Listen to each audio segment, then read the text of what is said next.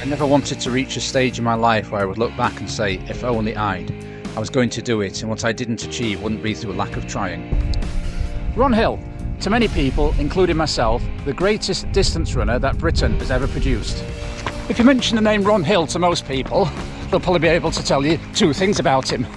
Firstly, he founded a running apparel company called Ron Hill. And secondly, he had a running streak, that means running every day, for over 52 years.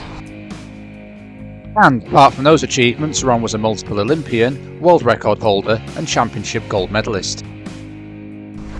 So how do I aim to replicate a week of Ron Hill's typical training? Well, between the end of 1964 and the beginning of 1981, a period incidentally of 26.2 years, Ron ran every single day, twice a day, Monday through to Saturday, and once on Sunday for his long run. So obviously, being an elite runner and putting in that amount of training, he'd clock up some pretty high mileage. I think his peak week was around 140 miles, and obviously 100+ mile weeks were no exception. So what I'm going to do this week is to replicate that pattern. I am going to run twice a day, every day, Monday through to Saturday, and then one long run on the Sunday. If I tried to run 100 miles a week at the minute, I would probably break down. But given the fact that Ron was an elite athlete, with most of his training taking place around 6-minute miling, 100 miles would equate to about 10 hours running for Ron. So what I'm going to do this week is 10 hours of running, which should get me somewhere between 65 and 70 miles. But not only will I be trying to put in as much training load as Ron would typically do, but I'm going to go through 6 reasons why I think he is the greatest runner this country has ever produced. So here we go. If by the end of this video you agree with me that Ron Hill is the greatest distance runner that Britain's ever produced, please give this video a like. If you disagree with me and have a different candidate, please tell me why in the comments below. If you stick around to the end of this video, I'll also give you one thing that Ron himself said, if he'd done, would have made him an even better runner. So I think at this stage I need to issue a health warning. I'm certainly not advocating any of you go out next week and just go and do 13 runs in the week unless you're used to it. At the current time, I have run every day as well as you for the past 19 weeks, and in the past we've both run double days for most days in the week. So I do have a history of doing this. I've run 50 miles a week for the last 19 weeks without a rest day, so I'm going into it with my eyes fully open. It's not something I'd recommend you do if you're running 3 or 4 times a week at present. You'd need to build up to it.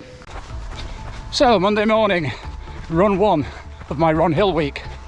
So one of the things about Ron that I find particularly inspiring is that he fitted his training around full-time work. Initially as a textile chemist employed at Courtaulds in Manchester, and latterly running his own clothing business, Ron Hill. One thing that Ron would regularly do as part of his training is run from his house at Fallowfield in Manchester to the Courtaulds works, about 5 miles, and then he'd run back home in the evening. So reading Ron's book about his daily commutes to and from work on foot, about his mileage weeks of 80, 90, 100 and upwards, was really inspirational, because here was a man with no special advantages in life. He had an ordinary job, working 5 days a week like myself.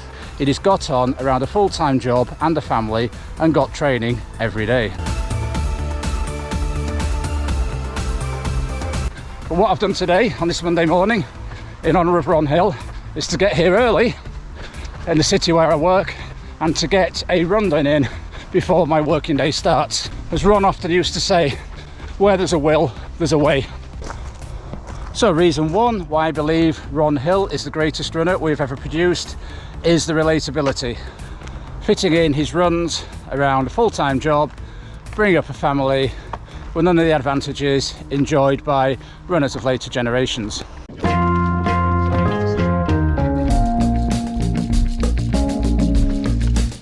So Monday evening, Ron Hill run number 2, 1 haircut later with Dawn and Alex.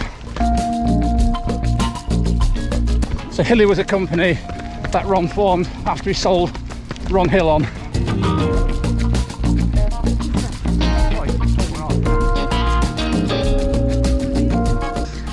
So that's 47 minutes run there to go with the 28 I did this morning, which is... You tell me. 75 minutes to kick off the 10-hour training week. Tuesday morning. No chance of work commute today, as the schedule doesn't allow it. So, where there's a will, there's a way. We're up and out at 6 a.m. And what do we have on today's t-shirt? Why, it's Ron winning the Boston Marathon in 1970. Isn't that the year you were born, John? Yes.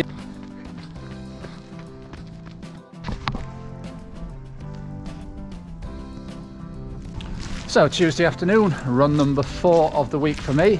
Now, one thing about Ron is he liked to pride himself on having raced in several different countries. I think it was 115 countries. Now, we can't go to 115 countries this week, but what we've done after work is take a slight detour on the way home so we can run somewhere different just to enjoy this beautiful sport of running in different locations.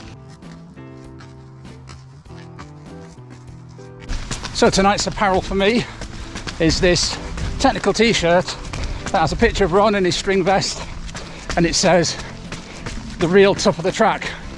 Now that's a reference to Ron's running idol, who wasn't actually a real person but a comic book character called Alf Tupper, the top of the track. So like Ron, Alf Tupper was a boy from an ordinary background who would delight on beating people who had more advantages in life than he did, and then fueling for his victory or celebrating his victory on fish and chips.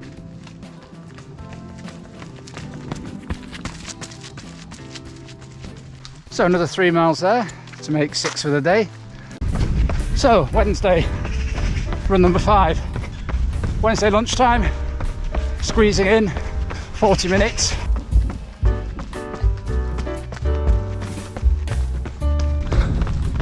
So 5 hours later, we're out for another run. I must say it's Wednesday evening and my admiration for Ron Hill grows with every run, because I am tired. And to think that this man did this every day, twice a day, Monday to Saturday, for 26 years, and then carried on his streak up to 52 years. Amazing. So that's another hour to add to the 40 minutes I did at lunchtime. So 100 minutes, a good training day, good deposit in the Ron Hill mileage bank for the week. Thursday morning, just after 6 o'clock, run number 7. Another 30 minutes before the working day begins. Just seen a few club mates, a couple of other ladies gone past. So well done on those people who get out of the house at early o'clock to manage to fit their runs in around their working day. So about 12 hours later, it's now Thursday evening and we're off for a bit of an off-roader tonight, aren't we? Yes, we are. That's right, about hopefully 40 to 50 minute run on the lovely trails and footpaths around our town. So Ron Hill, as well as being an absolute master and champion of road racing, was a bit of an all-rounder. He regularly competed in cross-country races. In fact, I think he won the National Cross Country Championships twice. He often used to win fell races and obviously competed on the track. In fact, on one occasion, Ron actually ran all the way up Ben Nevis and back down in under 2 hours. So Ron was a real all-rounder. Another reason why I think he lays claim to be Britain's greatest ever distance runner.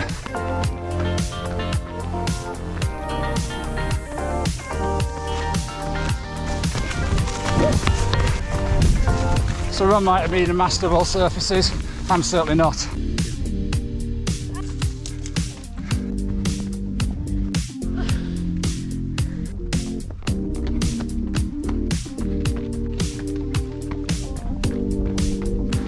Ron would have been pleased.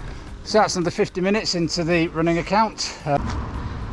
So John, can you take us through some of Ron's running achievements? Well, yeah, Ron actually represented Great Britain in the Olympics on 3 occasions, 1964, 68 and 72. Twice in the marathon, once in the 10,000 metres. That's brilliant. Anything else? Yeah, it was the first ever Briton to win the Boston Marathon. I think he did that in 1970, actually shaving 3 minutes off the existing course record. So that's an exceptional achievement. He also won the European Championship gold in 1969 on a very traditional marathon course for runners, which ran from Marathon into Athens, and he won gold in the 1970 Commonwealth Games. So that was his championship marathons. Did he hold any records? Yes, he held the world 10-mile record, firstly about 47 minutes and he lowered it to 46 minutes on, I believe, a track in Leicester. He also held world records on the 15k, 25k and 15 miles. So yeah, tremendous array of records, as well as the other races he did, which we'll come on to tomorrow. So having done a bit of off-road running to replicate what Ron used to do, I think we'll try and emulate some of his efforts on the road and track in future. Friday morning, and a short shakeout run before work, because this evening we are travelling over to Manchester! Woo! Manchester, where Ron did an awful lot of his running, as we know, and we're going to be taking part in the Sail Sizzler 5k race. So we just talked about Ron's achievements on the big running stage, but one thing about Ron is he loved to race. He wasn't just the sort of elite runner who turned up for major championships and big ticket payday events. It wasn't known for him to race 3 times a week in summer. So as we mentioned yesterday, Ron would race and run on all sorts of different terrains. He was also very much a team player. He'd regularly take part in relay events. And with a local twist to us, I know that when Barnsley Roadrunners set up their Barnsley 6 and Barnsley Marathon in the mid-70s, Ron would come over and take part in those races. Also, once Ron was way past his best, he still continued to race. So in terms of longevity, Ron also set the British record for a veteran 40 for the marathon, which wasn't broken until our friend Steve Way surpassed it at the Commonwealth Games.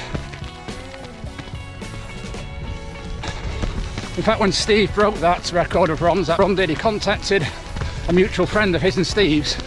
Steve went all the way to Heaton Park Run to meet Ron, so Ron could congratulate him on taking that record in person. And in later years, there was a Ron Hill birthday 5k over in Lancashire, which we took part in a couple of times. And Ron was always there, giving it his best and meeting people. He would talk to anybody, wouldn't he, Ron? He would. I think we've got a cap from that race, haven't we? We've still got the mug. Oh yes. So next reason why I believe Ron Hill was Britain's greatest ever distance runner was his versatility, longevity and generosity of spirit. So it's now Friday evening and I'm ready for Ron Hill week run number 10, and we've travelled over the Pennines to the track at Wythenshawe Park in Manchester, and we're going to be running the Sail Sizzler 5k. This is a race that Ron did about 3 times in his running career. So we're just warming up now, and we've met Bruce. Now Bruce used to know Ron Hill for several years, is that right? For a long time, really. So More than several years, long time. So when did you first meet Ron Hill? The very first time I met Ron Hill was 1968, when he set a world 10-mile track record at Leicester. And before his race, he and the other athletes in the main race supported us, and we stayed on to support them. Fantastic. So the next time I met him was October 1972, when I came to Manchester University. And there is a strong past and present network. So he'd left university close to 10 years before, but still came back for events. Yeah, 'cause that's one thing about him, wasn't it? He didn't just stick to the big championship races, and the big ticket events. He was very much a community runner. Well, this evening we're running around Wythenshawe Park, and the AGM race is 3 laps of the outside of Wythenshawe Park, and he won it something like a dozen times in a row. Yeah. 4 or 5 times as a student, and then he came back every year, even if it's the week before the international cross country. Yeah.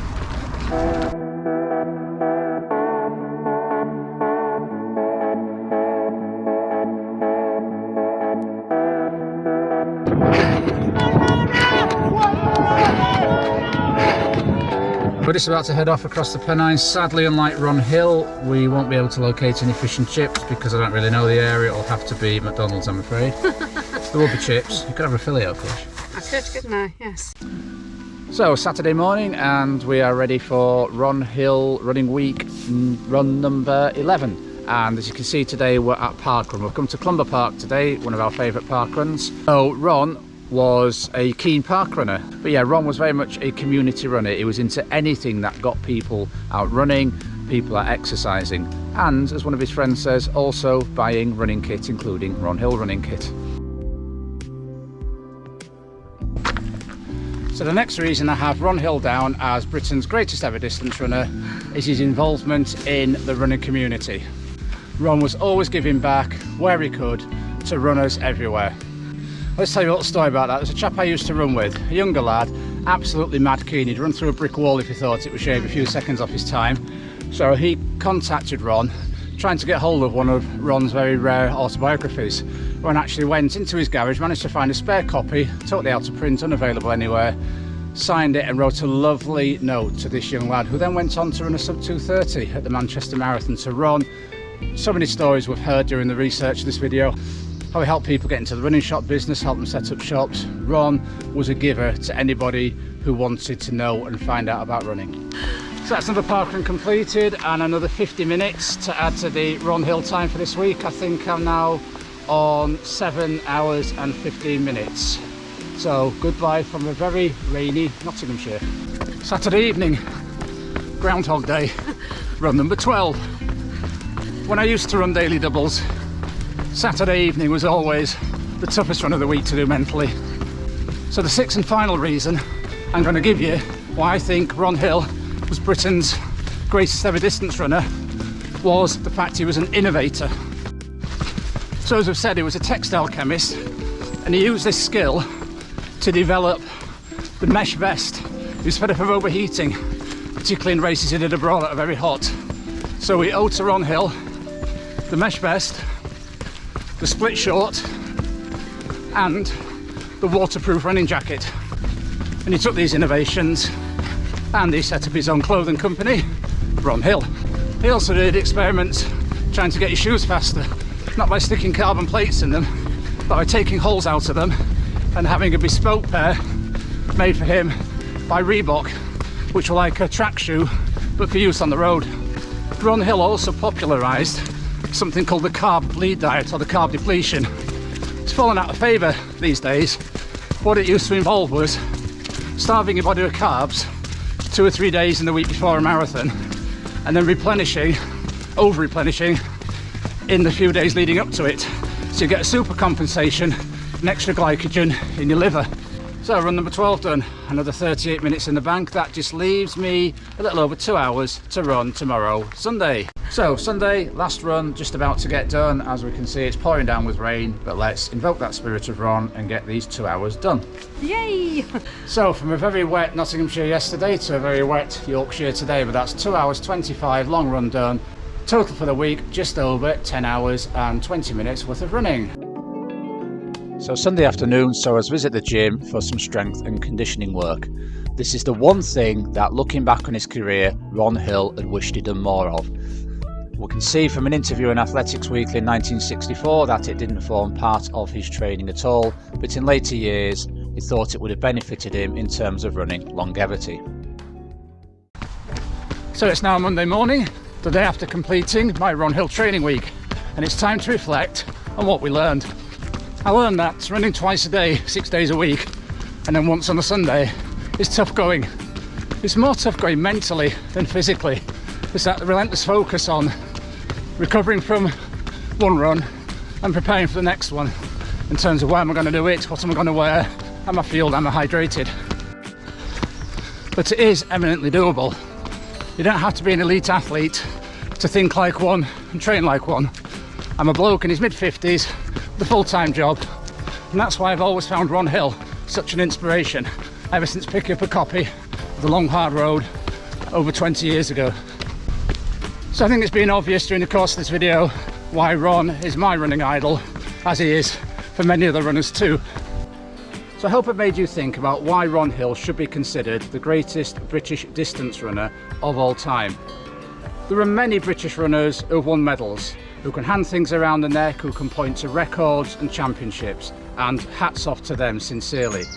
But what Ron Hill gave in terms of the sport was far beyond his peak years when he was representing Britain in the Olympics and setting those world records. He continued to give back to the sport for several decades afterwards. Ron was a mentor and inspiration to so many runners. Ron supported the grassroots of the sport, both at races he organised, races he took part in, and latterly at parkrun.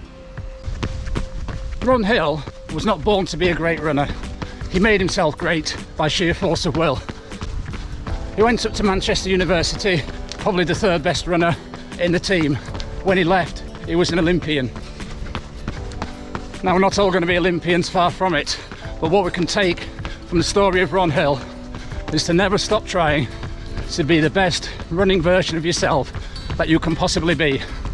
So respect to Ron.